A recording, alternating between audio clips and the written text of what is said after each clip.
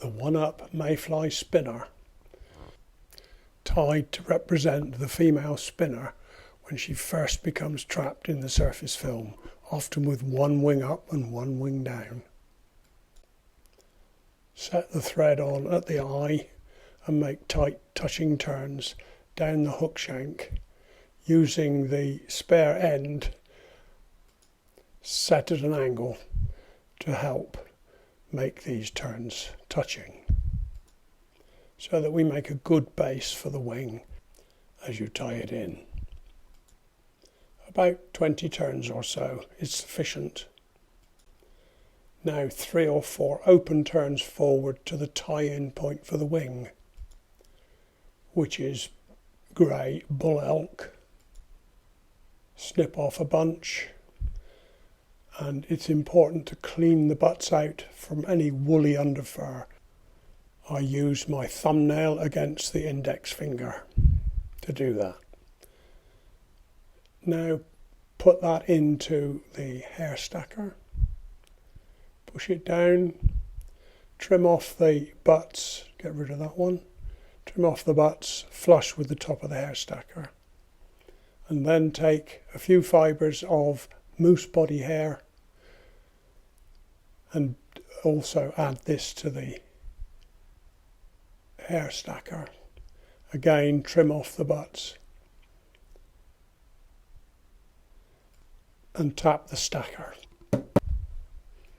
Offer up the wing, roughly the length of the hook shank, maybe a little more, and make 3 or 4 loose turns before pulling it down tight and continuing binding in the butts towards the bend. About 10 turns. Now snip off a section of the hair butts, but not all of them.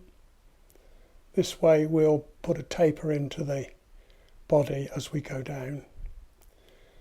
And again, about 10 turns, and take some more of the wing butts and snip them off and bind down again. And you'll see now that the body is gradually getting slimmer. Now I'm going to snip these off at a little bit of an angle just to finish the taper off, and continue binding all the way to the end of the hook shank, like so, and then take 3 or 4 open turns forward level with the point of the hook. Take 4 fibres of pheasant tail and offer these up to the hook. So we're looking at a little bit over the length of the full fly. Pinch and loop on top, a couple of turns of thread there, and now back towards the bend, keeping the fibres up at the angle you can see there to hold it on the top. There we go. Now we're going to wind those butts back to the bend to form the dark section of the body of the fly. I'm using hackle pliers here to keep my big hands out of the way. I normally do it with my fingers. And you see with the hackle pliers you get that open split, so put a twist. And then another twist as you make the next turn, just to keep them close up together. And then catch in with their 3 or 4 turns of thread. Snip off the rest of the butts. And then we take some Superfine dry fly dubbing. This is light Cahill, which is a creamy colour, and pull out a small amount that you'll need for the body. Make it a nice hazy wispy section and spin it onto the thread in the usual way.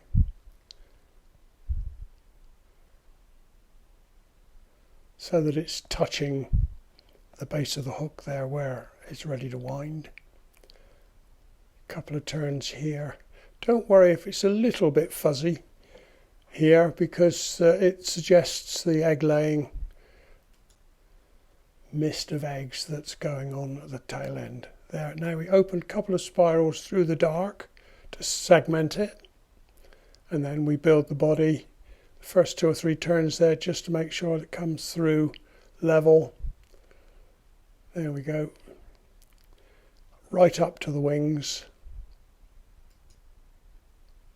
And then pull the whole wing mass back, and some tight turns in front of the wing base there help to lock it in place vertically. Just turn the vise at a bit of an angle so that you can separate the wings. I'm taking half of the bunch and pulling them down to right angles, which will be the horizontal wing. 1, 2, 3. Then a couple of turns in front, like so, and then across at an angle so that it goes in front of the near wing and behind the far wing to lock in place. We'll just set the 2 wings there. We've got 1 flyaway fibre there I'm going to nip off. There we go. It'll get caught otherwise. Now we take some squirrel. This is fox squirrel, and pinch out some guard hair. I use fox or grey squirrel. And then with the needle, split the thread, which is why you need a flat type thread. There we go. Slot the guard hair dubbing in between the 2 strands of thread, and then spin the bobbin to create a spiky dubbing brush to form the thorax. I'm spinning the thread anti-clockwise. Make sure the dubbing is well anchored inside the thread before you start making the thorax itself. Now wind 1, 2 turns behind, and then 1 across and between the wings in front of the far one, a full turn and a half in front, and then across behind the far wing, and then bring the thread. We've just about used up the dubbing. There it comes.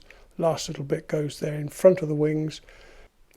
Pull the wings and the dubbing fibres back as tight as you can. Form a head just to set everything in place, and then we'll do a whip finish. I use a hand whip finish, or use a tool, whichever is easiest for you. 4 turns is enough, and I use a needle just to pull through, like so. And there's the finished fly. Just slice it off rather than snip, so you don't cut any extra fibres off. Clear away any loose fibres from the thorax, and there you've got the finished fly, showing the strange position to many people of the wing. But during the spinner fall, you'd be surprised just how well this fly fishes. There you see it from the front, showing clearly the strange position of the wings.